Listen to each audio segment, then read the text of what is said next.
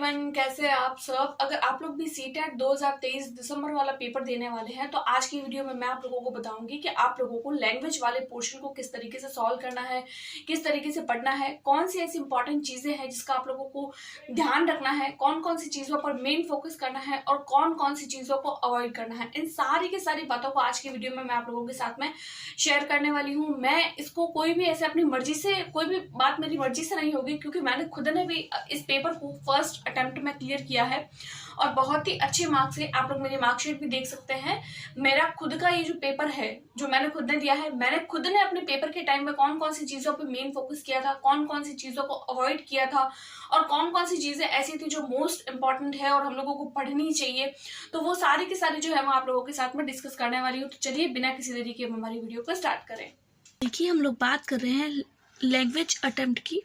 CTET के paper के लिए हम लोगों को लैंग्वेज किस तरीके से अटेम्प्ट करनी है। देखिए, लैंग्वेज अटेम्प्ट करने से पहले सबसे पहले मैं आप लोगों को बता दूं कि आप लोगों का ये पैटर्न क्या रहता है लैंग्वेज का।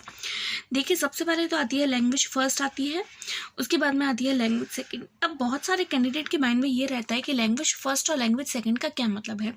देखिए, लैंग्वेज फर्स्ट का मतलब है आप लोग कोई भी लैंग्वेज चूज कर सकते हैं और लैंग्वेज सेकंड का भी मतलब है कि आप लोग कोई भी लैंग्वेज चूज कर सकते हो। आप लोगों को 2 लैंग्वेज चूज करनी होती है। अगर मैं बात करूँ फर्स्ट लैंग्वेज की, तो आप कोई भी लैंग्वेज चूज कर सकते हो। एज अ फर्स्ट लैंग्वेज आप हिंदी चूज कर सकते हो, आप इंग्लिश चूज कर सकते हो। एज अ फर्स्ट लैंग्वेज आप इंग्लिश चूज कर सकते हो, हिंदी चूज कर सकते हो, कोई भी लैंग्वेज आप लोग चूज कर सकते हो। इसके अलावा और भी बहुत सारी लैंग्वेज होती है, जैसे उर्दू होती है, संस्कृत होती है, बंगाली होती है, और भी बहुत सारी होती है, गुजराती होती है, बहुत सारी लैंग्वेजेस होती है, पंजाबी भी होती है। तो बहुत सारी लैंग्वेज है, आप लोगों की इच्छा है, लेकिन जनरली कैंडिडेट या हिंदी चूज करता है या इंग्लिश चूज करता है, या तीसरी अगर लैंग्वेज तो संस्कृत। कॉमन लैंग्वेज की अगर हम बात करें तो ये 3 लैंग्वेजेस कॉमन होती है। इसके अलावा अगर आपको कोई दूसरी चूज करनी है तो आप कर सकते हैं। मान लीजिए आपने first language as a Hindi लिया, तो देखिए हिंदी क्या होती है।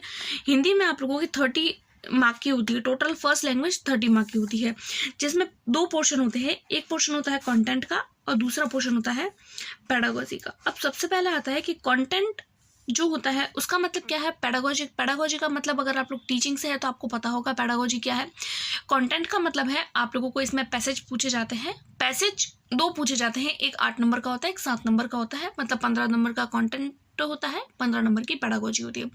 यानी पेडागोजी से रिगार्डिंग 15 क्वेश्चन कंटेंट। कंटेंट में आप लोगों को पैसेज आता है, पैसेज के थ्रू आपको क्वेश्चन सॉल्व करना होता है।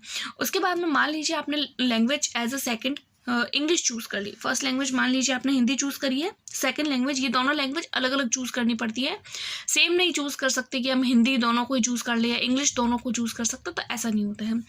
इसमें भी ये लैंग्वेज सेकंड 30 मार्क की होती है। इसमें भी as usual same content and pedagogy. Pedagogy तो पता है सबको अगर आप टीचिंग से है, और कंटेंट अगेन इसमें पैसेज आते हैं, 2 पैसेज आते हैं। एक तो आती है पोएम और एक होता है नॉर्मल पैसेज। उस पैसेज को पढ़ के आपको पैसेज के कॉन्टेक्स्ट में ही आप लोगों को जो है वो आंसर देने होते हैं। मतलब पैसेज को पढ़ना है और उसका आंसर दे देना है।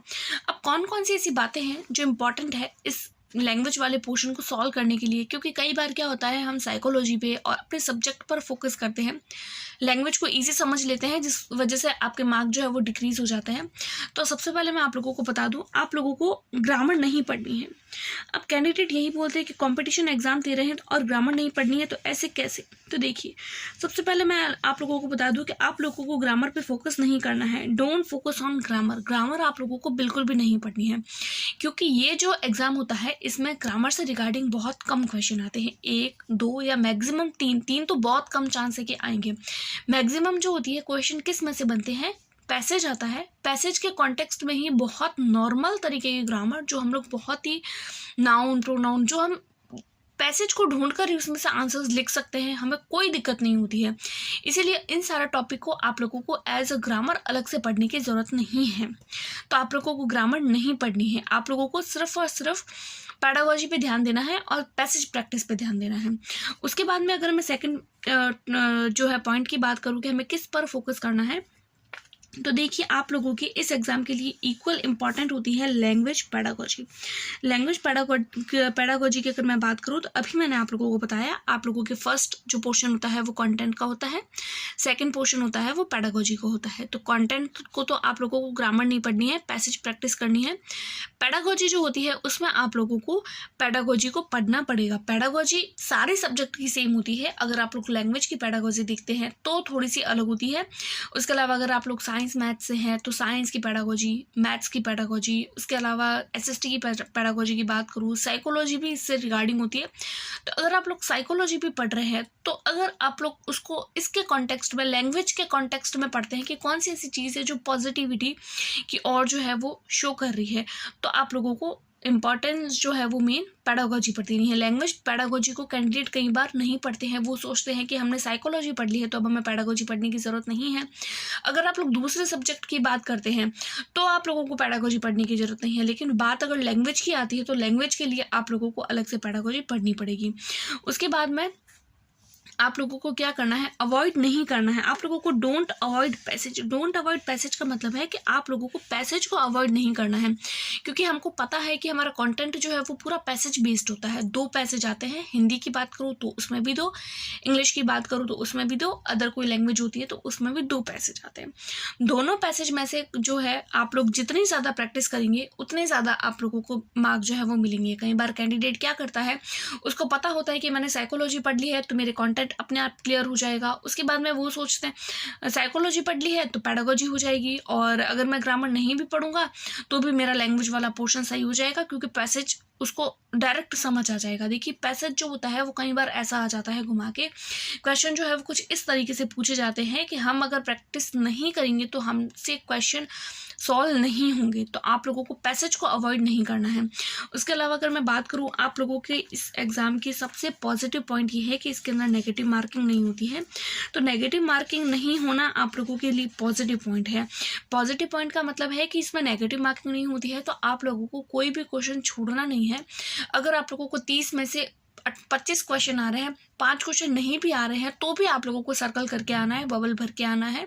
उस क्वेश्चन को छोड़ना नहीं है। क्वेश्चन पढ़िए, थोड़ा बहुत जितना भी समझ आता है उसको करके आना है, उस क्वेश्चन को छोड़ना नहीं है।